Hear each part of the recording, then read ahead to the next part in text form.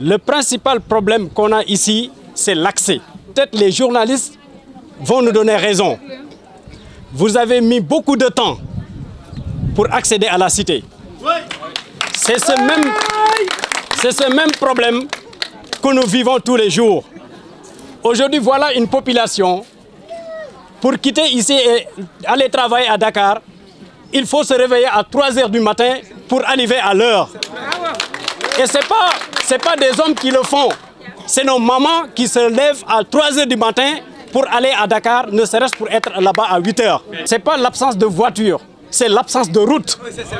Nous, on n'a pas de route. Les gens qui ont eu la chance d'avoir des véhicules ici, c'est des sapeurs-pompiers. Voilà des gens à la descente. Ils sont interpellés par des femmes qui doivent accoucher et ils sont obligés de retourner avec ces femmes-là. Ça, c'est pas normal. Le deuxième point sur lequel on va insister, c'est l'eau. On ne peut pas vivre sans eau. On boit de l'eau des puits, pour ne pas dire des pompes. Donc nous demandons à l'État de nous aider à ce que nous puissions accéder à l'eau comme tout le monde. Le troisième point sur lequel je vais insister, c'est les infrastructures sanitaires. Aujourd'hui, tout le monde est malade. Comme vous le constatez, personne n'est à l'abri, mais on ne se soigne pas. Pour sortir ici, aller se faire soigner, c'est la catastrophe. Il faut aller jusqu'à Tivaouane Peulh, jusqu'à Keur Massar.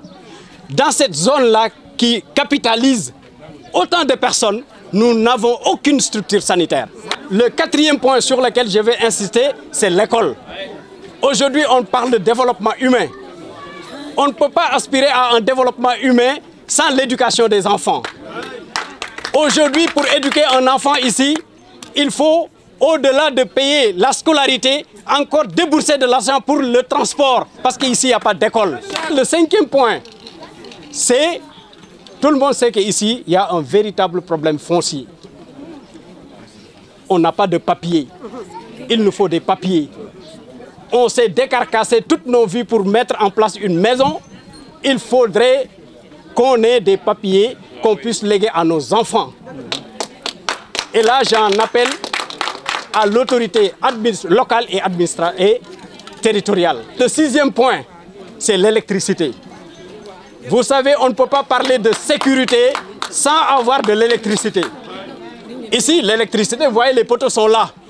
Mais tout le monde ne bénéficie pas de l'éclairage public. Et ça cause problème.